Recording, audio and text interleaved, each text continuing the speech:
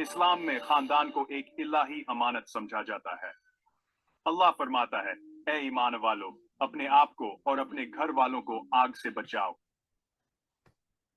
آپ کا گھر آپ کی ذمہ داری ہے۔ آپ اس گھر کے نگہبان ہیں۔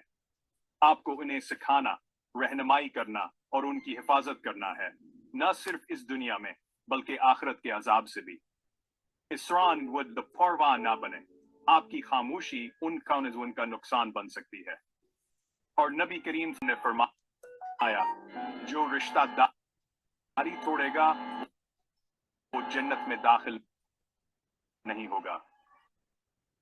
یہ صرف ایک نصیحت نہیں ہے، یہ اللہ کے سامنے جواب دہی ہے۔ اپنے خاندان کی حفاظت کریں، انہیں ایمان کی غذا دیں، ان کی رہنمائی رحم و کرم سے کریں۔